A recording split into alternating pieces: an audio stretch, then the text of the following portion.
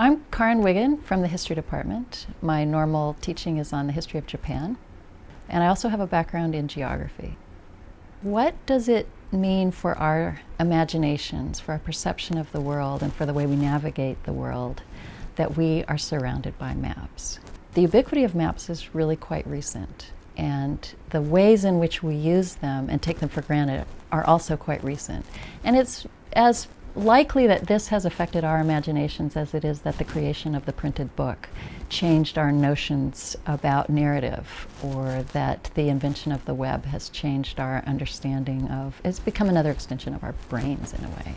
affected the way we interface with knowledge. So the idea of this class is that to create an opportunity to explore the history of maps, when did they really come into widespread usage, the variety of maps, both in their design and in their function, the kind of utility that they've had, intended or unintended, what's unusual about maps compared to other kinds of texts. They are often created by committees, and also the nature of their circulation as objects, as commodities, their career as artifacts in the world, from the point of creation through marketing, distribution, viewing, use, and ultimately archiving and collecting.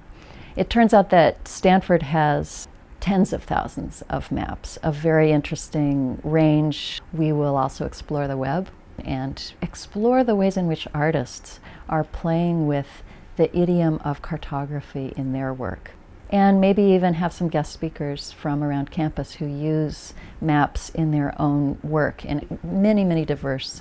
uses that one wouldn't necessarily associate with maps or geography per se. The culminating assignment for this class is a map exercise for their fellow students, where they, in consultation with me, come up with a topic that they are particularly interested in. And I help point them toward sources where they could collect maybe a dozen or more maps related to that particular theme, and then pull them together in a pedagogical exercise where they create a series of questions that will lead other people into those maps and help guide them in asking both substantive and analytical questions, so that they'll actually direct people, not force them, but compel them just through the sheer interest of the questions to really look closely and see what's in those maps and how they mean as well as what they mean. We cannot help but use cartographic representations as we try to wrap our mind around the big history of human presence on the globe. What is it about us that we are drawn to this medium as an expressive possibility, as a functional utility?